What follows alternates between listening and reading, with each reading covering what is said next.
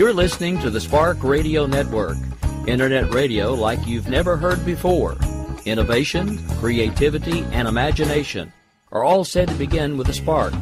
So fasten your seatbelt and take the ride of your life and listen for the spark. You are listening to KLRN Radio, where liberty and reason still reign. Most writers and radio show hosts know that to connect with your fans, you need to do more than just write books or record the latest podcasts. There are many different elements that go into forming an online platform, but there are also many hidden traps. To make matters worse, solid advice on how to survive the muddy waters is scarce. In the book Hidden Traps, I talk about some of the important issues of working with an online platform, highlighting traps that could put your physical or internet security at risk or be harmful to your reputation. Are your social media posts just links with a few disjointed words, making you look like someone who can't complete a sentence? Did your new website cost you more than you anticipated? Are you leaking your personal contact details across the web without even knowing it? Then you need Hidden Traps. Hidden Traps is now available in paperback and ebook from a variety of retailers, including Amazon, Barnes & Noble, and Kobo. Visit blackwolfpublications.com for more details. If you're 85 or younger, would you like peace of mind and comfort for your family? We're Final Expense Direct with an urgent message for you. The average funeral today costs over $8,000, but the most you'll get from government benefits is $255. How will your family pay the difference? We can help. Our senior plans start as low as just $1 a day and pay up to $30,000 for a funeral and other final expenses. Peace of mind is easy. There's no medical exam. You'll have lifetime coverage, and your plan can't be canceled as long as you pay your premiums. Call now for free information about our senior plans. Answer a few simple questions and receive approval right on the phone. Plus, call right now and we'll give you a discount prescription card for free. Call 800-553-8687. That's 800-553-8687. Again, 800-553-8687. KLRN Radio has advertising rates available. We have rates to fit almost any budget. Contact us at advertising@klrnradio.com.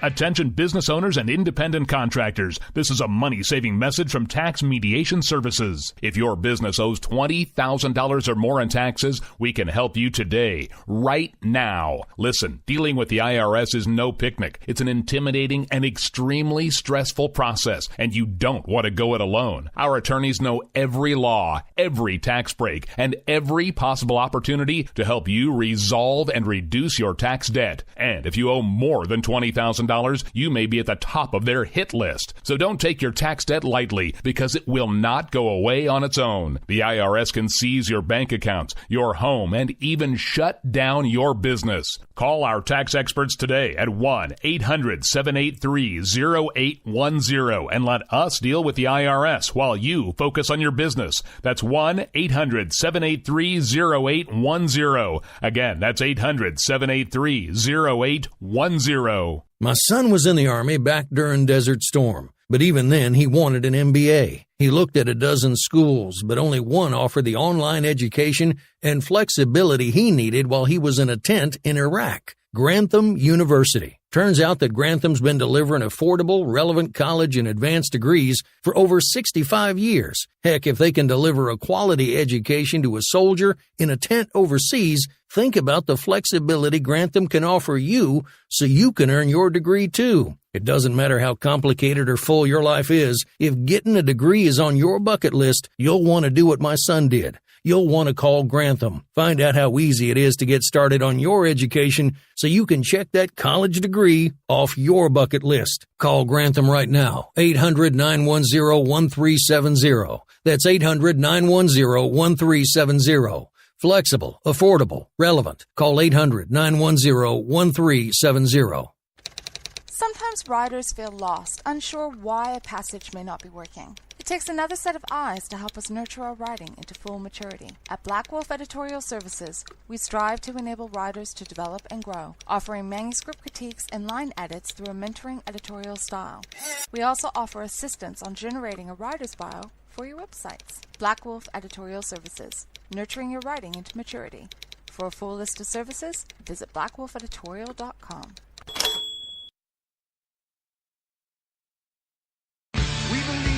American way, and we built this country called the USA, and we fly our flag cause we're proud and free, we're Americans.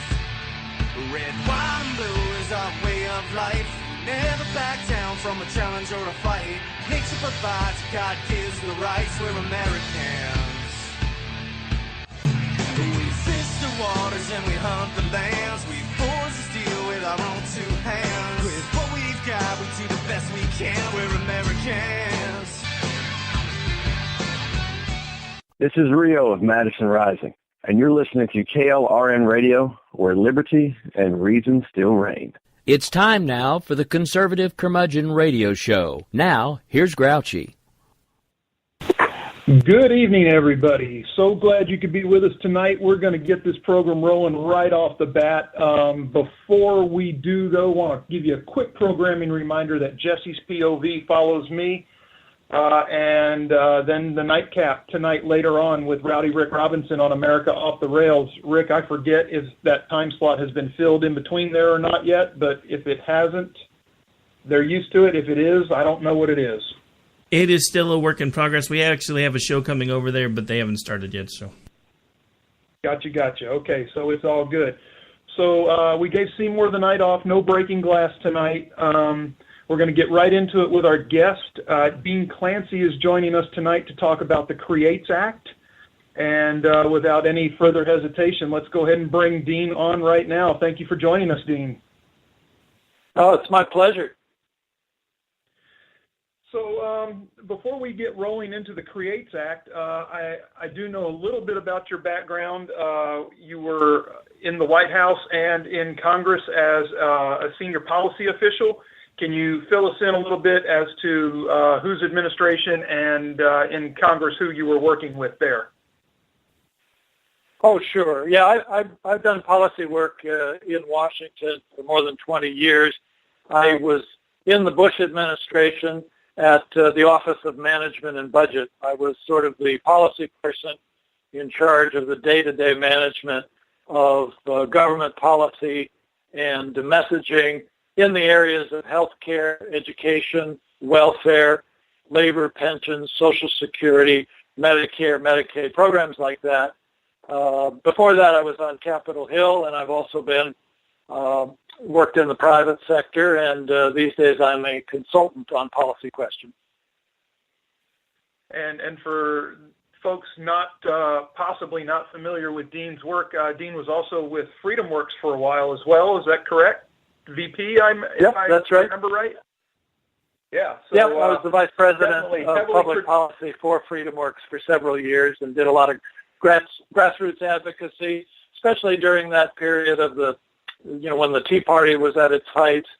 And I led the efforts to repeal Obamacare at FreedomWorks and got to meet lots of wonderful grassroots conservatives and libertarians. And it was just a wonderful experience. Fantastic. Well, we are so glad you could join us tonight. We are going to talk CREATES Act, which deals with, well, I'll let you tell us. This is your baby. You actually wrote a great piece for The Hill on it. Tell us all about it, Dean. Sure. The CREATES Act is about one thing, and that's lower drug prices. Everybody wants lower drug prices. Unfortunately, a lot of liberal Democrats and unfortunately too many Republicans think that the way that you get there is with price controls. And we know from 40 centuries of human experience that price controls don't work. In fact, they often have the opposite of the intended consequence. It's not the right way to lower drug prices. What the CREATES Act does is try to take a market-oriented approach to solve a particular problem that has been keeping drug prices higher than they should be. And it's an outgrowth of two things, our patent system and our food, drug, and safety system. And the interconnection of those has led to a problem where basically expensive pharmaceutical medicines that are life-saving and healing are staying on patent effectively too long, beyond the 20 years that's normally given to a patented medicine. And it's a result of behavior by the research-based pharmaceutical companies, the big pharma companies.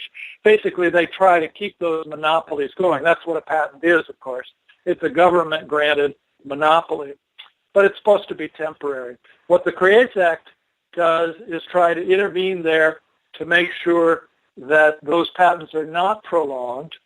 And what it's trying to do is help the generic manufacturers. Those are the would-be competitors who don't originate the drug, but then they produce the drug in their, they make a copy of it, if you will. And that's where you get the competition after the patent expires. But they've had a problem. They have not been able to come to market quickly after the 20-year patent expires because of gaming that goes on by those patent-holding pharma companies. And what it really boils down to is this. The FDA says when you come out with a generic version of a drug, it has to meet two criteria. One, it's got to be chemically identical to the original drug. And two, it has to be shown to be just as safe.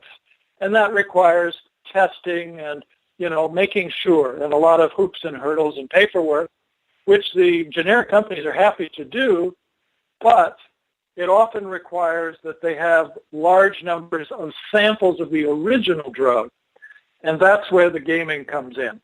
The big pharma companies hold back the samples. They won't sell to the would-be competitors, and they even tell the wholesalers and retailers, specialty pharmacies who normally distribute their drug, if you sell this to a generics company that wants to produce this drug, we'll cut you off. We won't do business with you. And because of this gaming, they've effectively prolonged their monopoly, and that's kept drug prices high. So I put a lot out there for you to chew on, but that's the idea of the CREATES Act, is to cut through that and get the drug samples to the would-be competitor so they can do the testing that's required by the FDA and get a competitor drug to the market as quickly as possible. Okay, so let me play devil's advocate for a second here. From the capitalism standpoint of it, the 20-year patent is supposed to be the window in which the big pharma company recoups all its R&D costs and makes the profit that they're going to adequately cover themselves with. Is that correct? Yep, that's exactly right. I mean, there's no guarantee that they will recoup their R&D costs, but that's the idea of the patent, is that it enables them to do that. And the trade-off is, by getting that monopoly, they agree to publish their secrets. They let the world know how they came up with this innovative therapy, and of course that is going to mean competition in the future after the patent expires. Right. Assuming the drug is successful and does what it needs to do, and yada, yada, yada. Yeah. So now you mentioned the testing that the generic companies have to do. Do they also have to go through the process of proving efficacy, or is there some workaround for them that they don't have to pitch in the same kind of research dollars that these big pharma companies do? No, the generic companies are not in the business of researching innovative therapies. That's what the main pharma companies do. The generics do, as it were, ride along on the innovation, but they do provide a valuable service in that they bring competition to the system. So you're right, they don't have to invest in the basic research and trials and so on that initially are expended by the innovator to produce the drug. Right, and in turn, that they get their 20-year patent for doing that research in covering their expenses. Right. They'll be the exclusive dealer of that particular drug at that time. Right. And it's a great system. I'm it encourages innovation and accelerates progress. Yeah, and now let's see here. So the patent law in the CREATES Act is not affected at all. So the patent will stay 20 years. Is that right?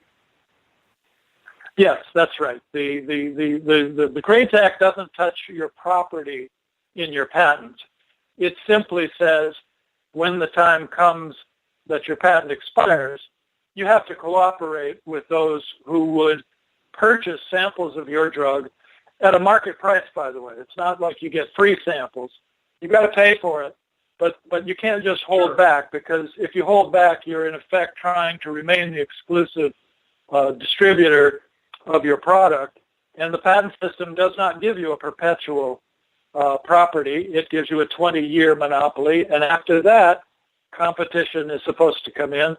And because these generics are being asked to meet safety standards, and they can only do it with samples of the actual original drug, that's when you need to make sure that the patent holders actually cooperate with that. And the CREATES Act tries to deal with that in a very narrow way. And as you said, it doesn't touch their patent property. It just tries to basically set a timetable. 30 days after the request, the drug should be, delivered and at a market price.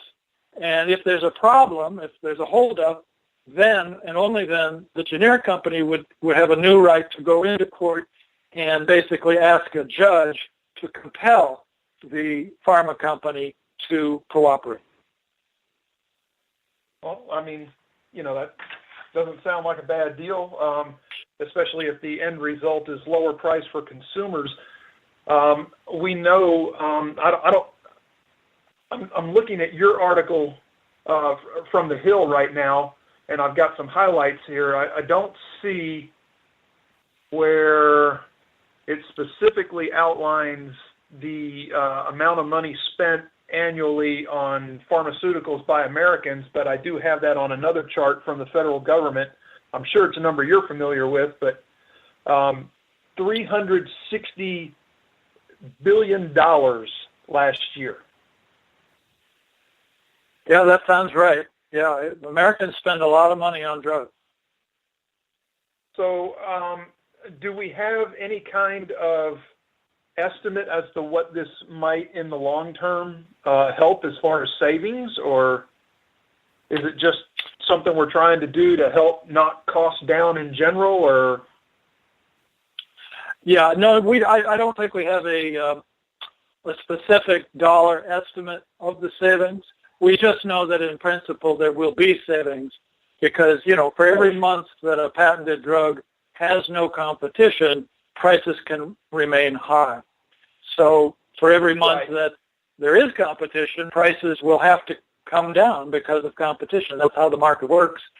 And so from that, we know there will be savings. Will it be, fantabulous savings? We can't be sure. Depends on how many drugs are coming off patent at a given moment and how many people are using those drugs and how expensive those drugs are. And, of course, there are some very expensive drugs out there, innovative therapies that can cost thousands, tens of thousands, even hundreds of thousands of dollars a year. That's probably where you'll see your biggest savings. Most drugs are not quite so expensive, so you won't see as much savings. But in general, you'll definitely see savings. Well, and that's things that middle America can definitely sink their wallet into. I'm sure. I know my household could. I guess probably the biggest example that we've seen in recent times of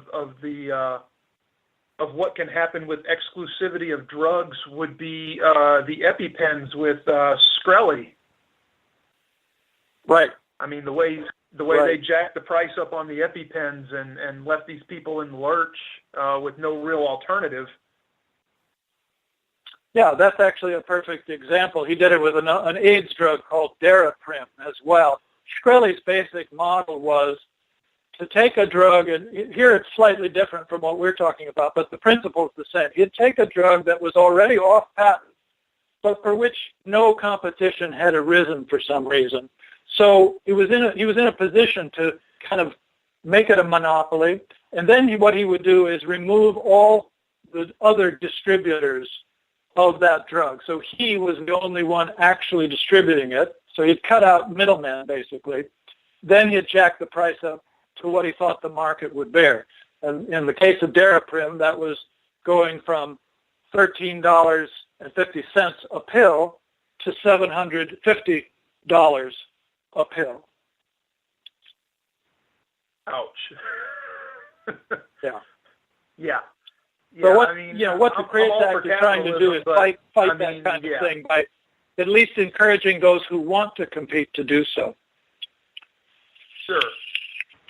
Sure. And now the remedy for these generic pharma companies that want to jump in the game, like you were mentioning, they petitioned to buy the samples from the originating company, and they would, under the CREATES Act, which I also read was not included in the omnibus bill.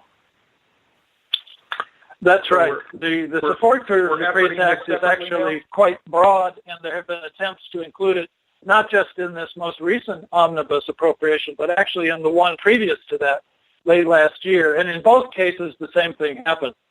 There was talk about the CREATES Act going into the bill and going to President Trump and being signed into law, but then there were objections from members, and I'm pretty sure that those members were hearing arguments from the big pharmaceutical companies about why this wasn't such a good idea, and so it got dropped from the bill. So we're back to the power of the dollar in Washington, D.C. again. Oh, yeah. That's always the case. But I think this particular bill has a good future because it has broad support, as I mentioned. It's got a very interesting list of co-sponsors. It includes people on the right like Mike Lee, Rand Paul, and Ted Cruz. And it's got people on the left like Dianne Feinstein, Dick Durbin, Patrick Leahy, Susan Collins, and a lot of people in between. I actually think that the only source of opposition appears to be from the pharmaceutical companies who stand to have their profits diminished. And it's amazing that they have the power to stop this from happening. Yeah, indeed. It's a sad thing about how our system works. But I think if the leadership in the House and Senate were simply to allow the CREATES Act to have an up or down vote on the floor, I think it would pass. I think the arguments against it are not strong enough, but they haven't done that. Instead, there's been talk about whether to attach it to a big must-pass bill, and they've decided not to. I really think that consumers ought to try to persuade their members of Congress to, just bring it up for a vote. Let people debate it and decide. Oh, I tend to agree. I like to, I'm just one of those people. I like to have a vote on everything, whether it's our representatives or the people. And I know that in a bill like this, that would be our representatives doing that. But there are definitely naysayers to this bill out there. Sure. They're talking about that this is basically just a revolving door to litigation that's going to do nothing but serve to line the pockets of trial lawyers. Yeah, that's their big argument. I don't put much stake in that. I'm no friend of the trial lawyers. They certainly have their flaws, but they're not really involved here very much because the bill is so narrowly crafted. It says, 30 days after the request, you can walk into court and ask a judge to basically enjoin the pharma company to deliver. And sometimes what's going to happen there is you're going to have a stalled negotiation. And the judge is going to try to bring the parties together. I don't think you're going to see big damages awards or, out of control juries or whatever, that sort of negative scenario that you sometimes get in civil litigation. This is going to be more like a judge acting as a referee to try to bring these parties together. There, of course, is the potential for some damages, if one of the parties is behaving, in bad faith and abusing the judicial system. But I do think that the argument that we shouldn't do this just because it might help trial lawyers is a pretty weak argument. Well, yeah, especially considering what the other side of the coin is, and that's helping the American people. Exactly.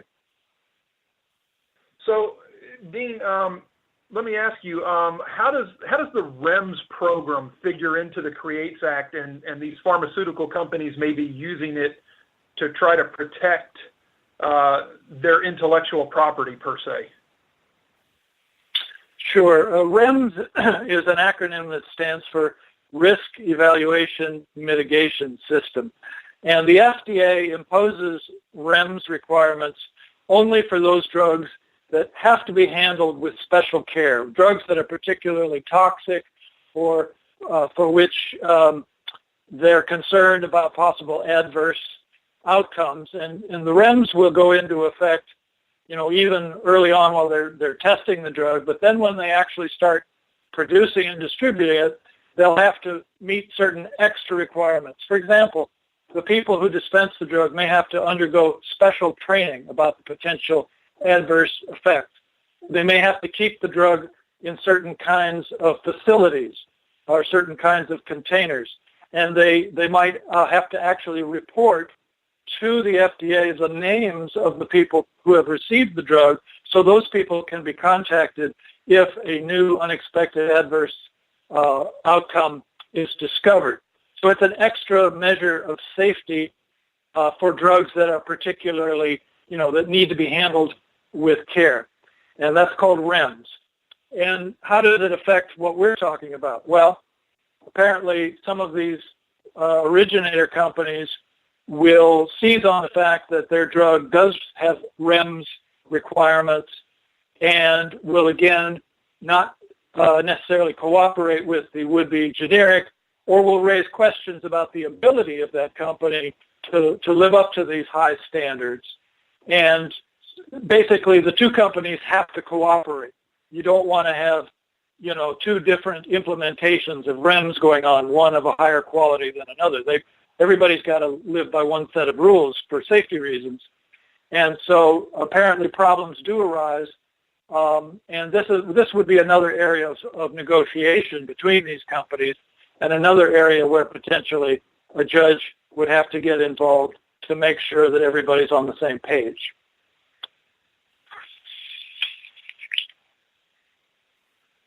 Great. I mean, that lays it out pretty good. Yeah, like you said, it's narrowly focused. I like that. I like that they still have the opportunity to recoup their investment in developing the drugs on the big pharma side. I do like the idea of competition, though, after the patent expires. I don't know. I have a hard time seeing a downside to this, really.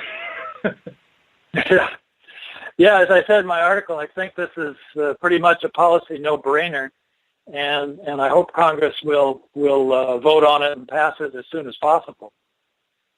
I was going to say, now, are we looking at possibly having this go through as a standalone bill now that the omnibus is through? I don't know what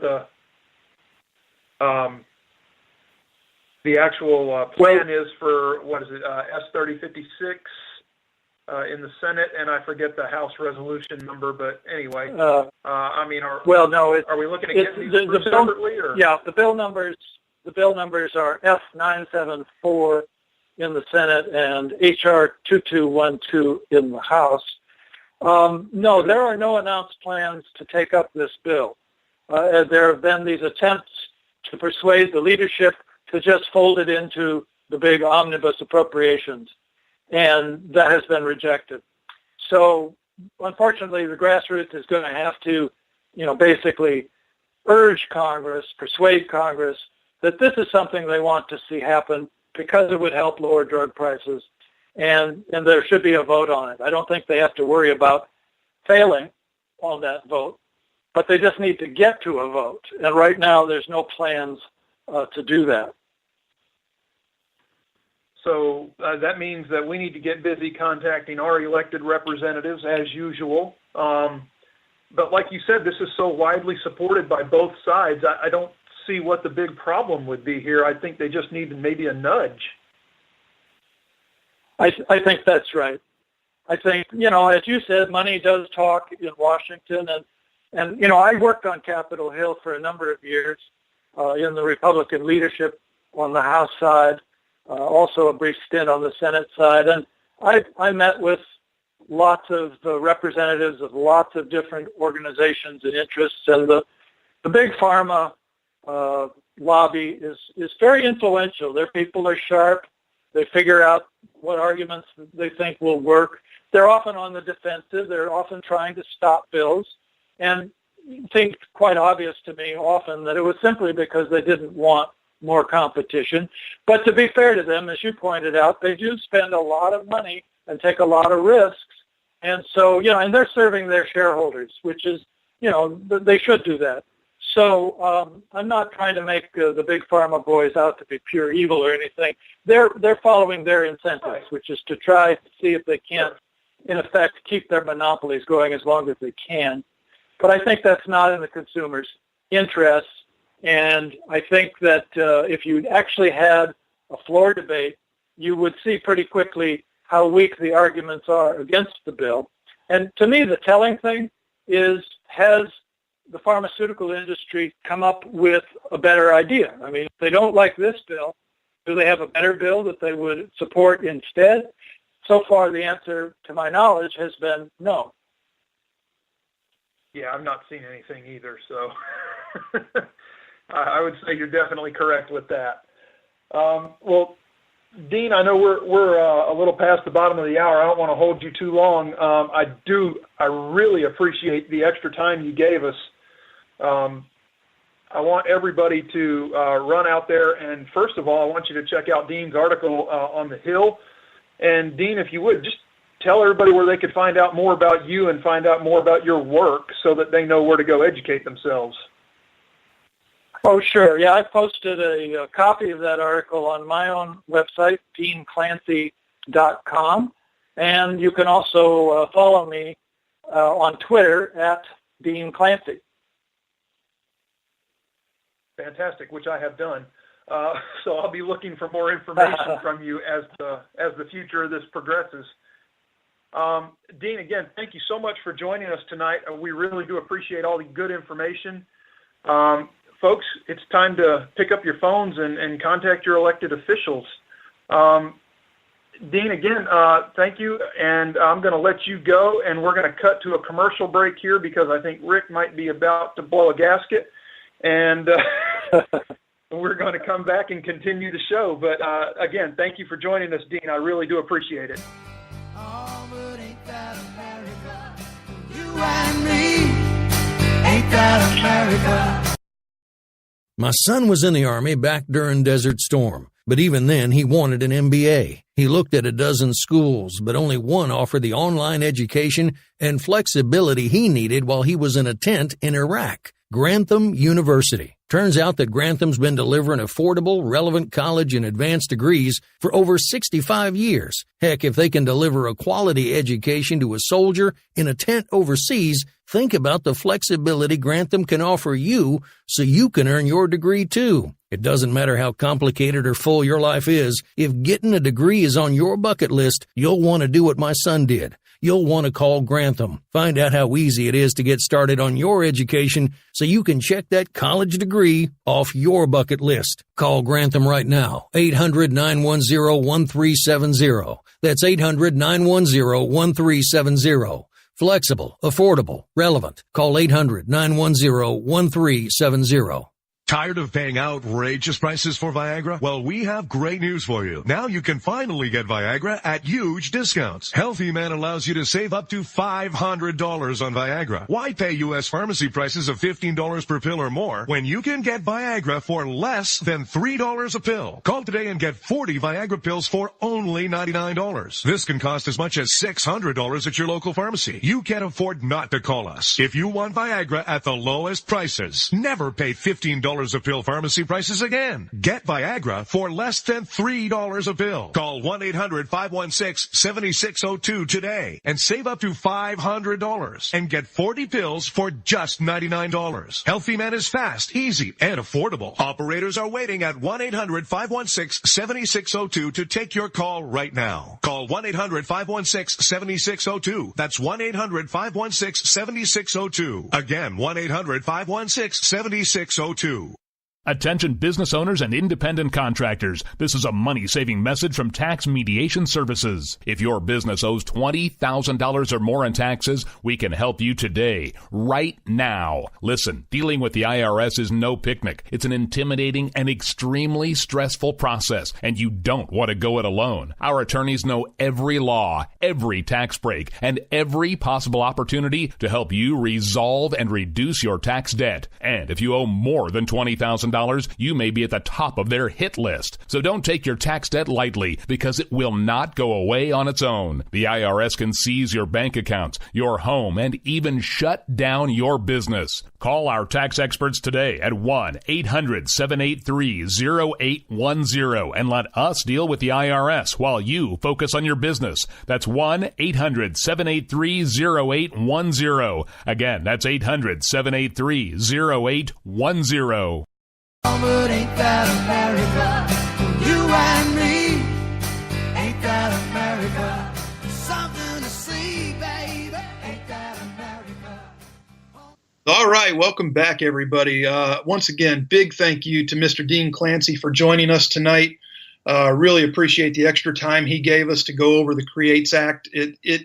Folks, $360 billion a year we're spending on pharmaceuticals.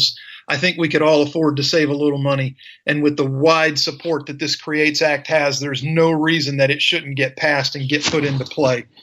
I also want to take a minute to thank my friend Mo for the big information dump on the front side of this regarding the CREATES Act. Mo, you're the best. All right. So now we're back to show. And what's going on? Well, what's going on is we've got this quote-unquote caravan of people, looks like from Ecuador or Honduras or something like that, making its way up through Mexico, trying to get to the United States. There's all kinds of discrepancies in the reporting as to what's going on. Trump's threatening Mexico with NAFTA and these other countries with financial aid if they don't stop this. Mexico claims that they're efforting to break the caravan up and tell people that they can have 10 days to get out of Mexico. They didn't tell them which way to go, but allegedly anyway. But that's, you got this big thing going on. And now today, Trump has signed an order that's going to turn the National Guard onto the border to help with ICE and DHS in patrolling the border. So, it looks, I don't know how many troops are going to be activated. Obviously, these are going to be National Guard troops. There are some legalities that come into play in turning our full-time armed services loose on American soil. I don't know all those laws yet, but I'm working to educate myself. So do yourself a favor and stick around, learn more about that. Trump said he's been talking to General Mattis, and they are going to do some things militarily until they can have a wall and proper security, according to President Trump. We're going to be guarding our border with the military, and he has suggested this before, and he's suggested that he could use money allocated for the military to construct the border wall. But again, there is nothing in the omnibus bill that allows for that kind of discretion of funds.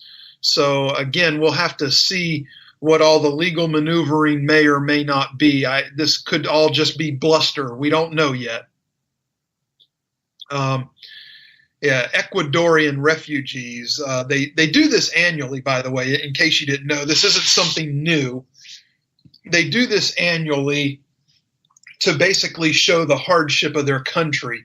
I don't get it. I really don't. I don't know what they were thinking. They can't come in under DACA because the rules, it wouldn't apply to them. They're too late. I don't know. I don't know if they're just thinking, let's get in there and get what we can get. Welfare wise, I don't know. I don't know. Why would you risk your life and your children's lives to move from one slum to another? I mean, I know it can be bad in Ecuador. It can. I am not without sympathy, but we are not the world's problem solvers. We cannot finance every poor person in the world. They're not our responsibility. That doesn't mean you can't feel bad for them. That doesn't mean you can't donate to try to help them. But you know what? They need to try to help themselves. They need to quit crying. They need to take control of their government. Their government needs to be functioning properly. If they don't know how, ask for help.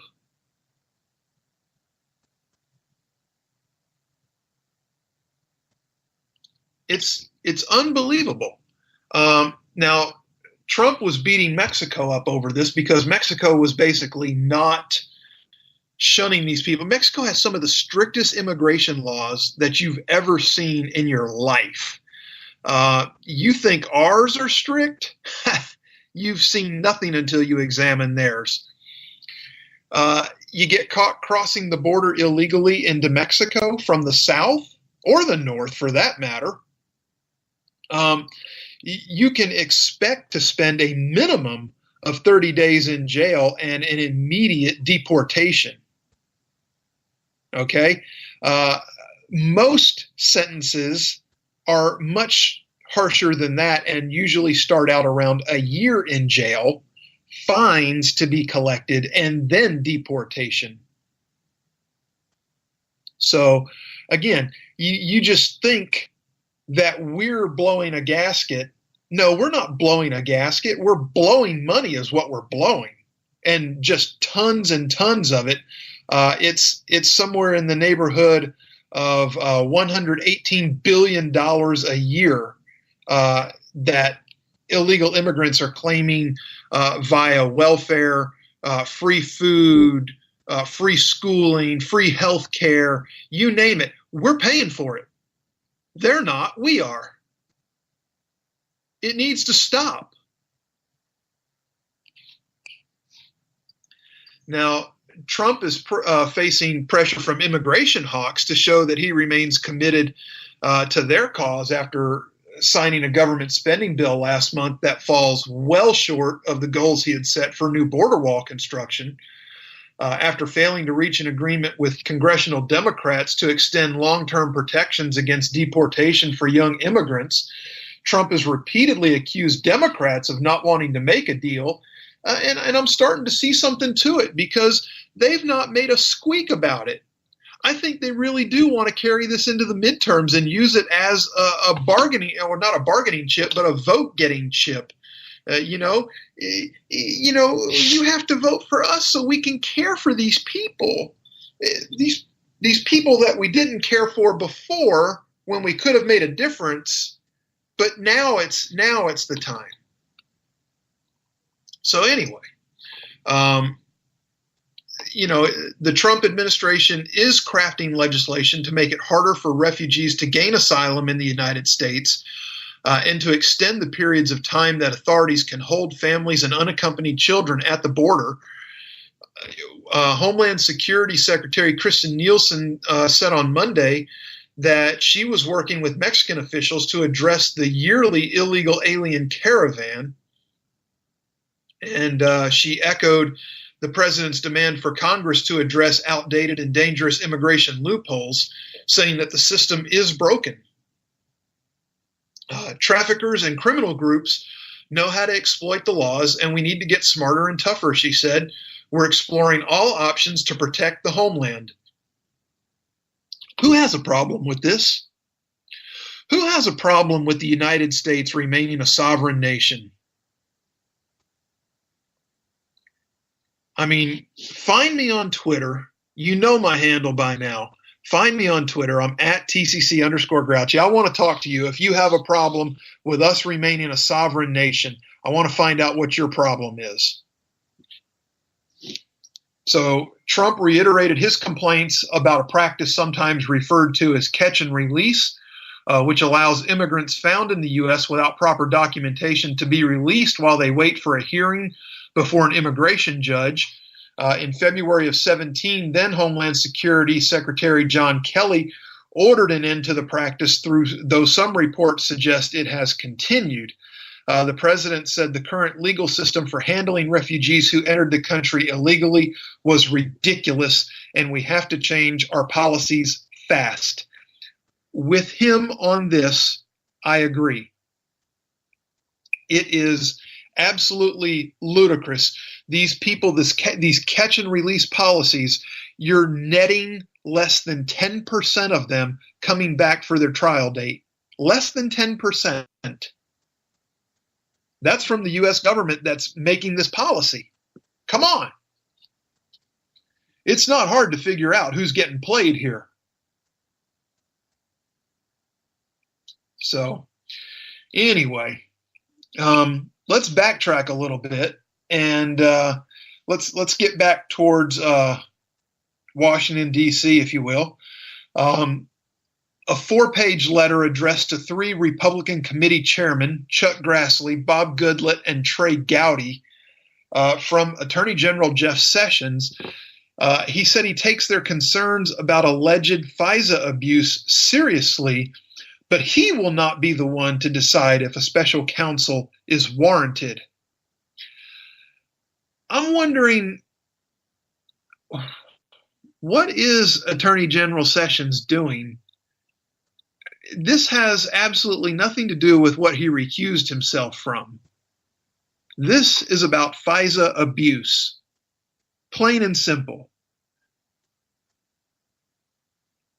I guess you could make a 6 degrees connection back to the Russia investigation if you really tried, but he should have just done this. He's taking a path of straddling a fence is what he's doing, and he's going to leave the decision to somebody else. He said he has asked a senior federal prosecutor, United States Attorney John Huber of Utah, originally an Obama appointee, to decide whether the Republicans' concerns about the FBI's conduct merit the appointment of a special counsel. Why wouldn't you go for somebody else?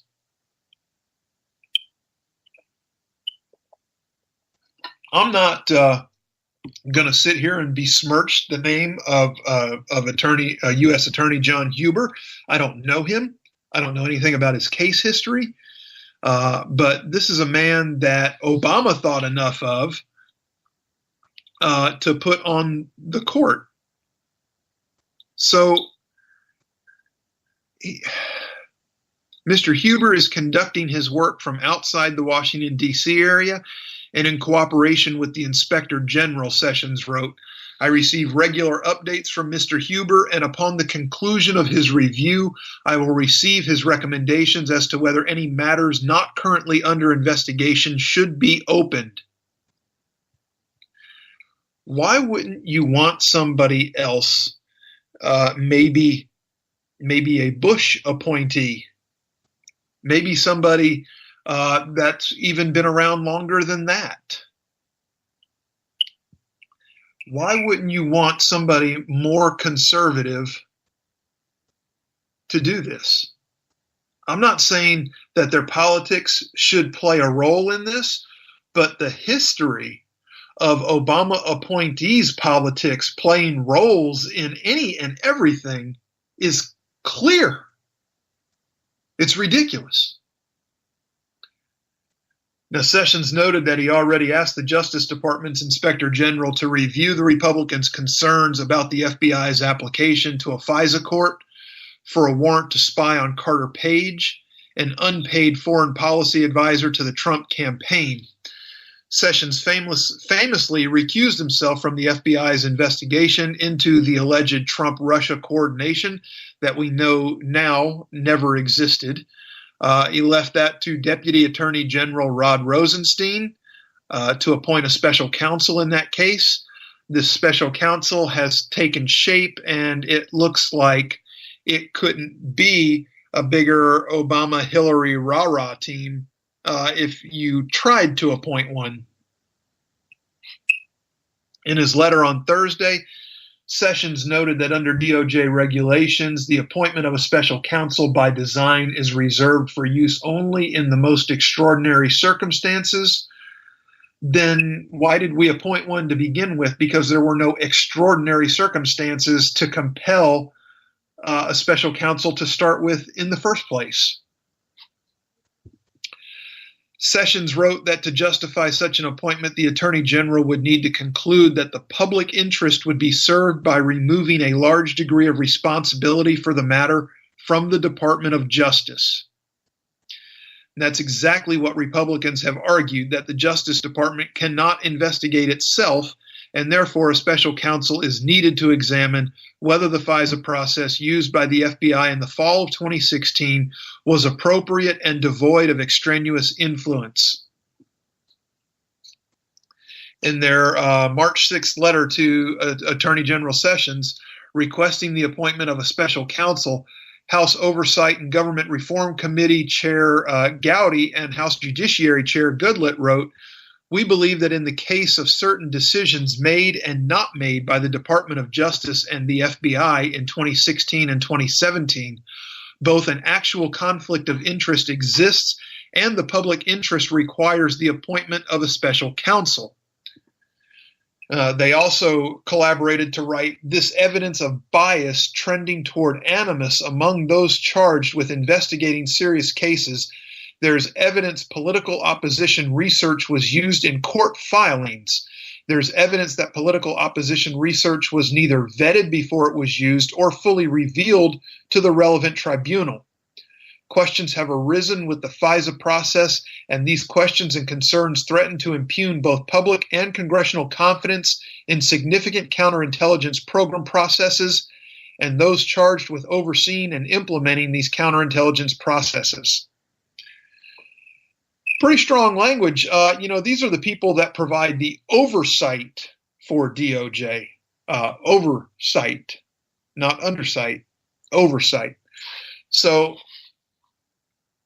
if the people that provide oversight think there needs to be a special counsel, why would there be any hesitation?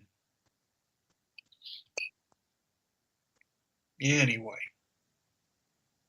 So let's real quick before we have to wrap up here in just a few minutes, I want to hit one more story, a regulatory win for the Trump administration.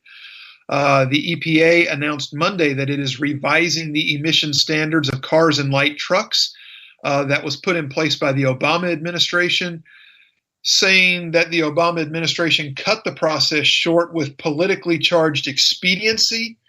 The EPA is announcing the completion of the midterm evaluation process for the greenhouse gas emission standards for cars and light truck for model years 2022 through 2025, and his final determination that in light of recent data, the current standards are not appropriate and should be revised. So Administrator Pruitt is also announcing the start of a joint process with the National Highway Traffic Safety Administration to develop a notice and comment rulemaking to set more appropriate GHG emission standards and corporate average fuel economy standards. The Obama administration's determination was wrong, Pruitt said. Obama's EPA cut the midterm evaluation process short with politically charged expediency, made assumptions about the standards that didn't comport with reality, and set the standards too high to satisfy a political base. Strong comments. The EPA is also re-examining the waiver that California was granted by the Obama administration to set stricter standards for emissions on certain pollutants that the federal government requires. Cooperative federalism doesn't mean that one state can dictate standards for the rest of the country, Pruitt said. The EPA will set a national standard for greenhouse gas emissions that allows auto manufacturers to make cars that people both want and can afford, while still expanding environmental and safety benefits of newer cars. He says it's in America's best interest to have a national standard, and we look forward to partnering with all states, including California, as we work to finalize that standard. A National Automobile Dealers Association applauded the EPA's decision, saying that they had long supported a data-driven and informed process for determining future greenhouse gas and fuel economy standards, and we applaud the EPA for putting us back on this path. America's franchised auto dealers fully support continuous improvements in fuel economy and vehicle emissions, and we fully support fuel economy requirements that will allow us to build on the progress we've already achieved while keeping new vehicles affordable for working men and women all across America. Standards alone, whatever they are, won't do the trick, but smart standards that maintain affordability and encourage fleet turnover will help maximize the number of cleaner, safer, more fuel-efficient vehicles we get on the road every year.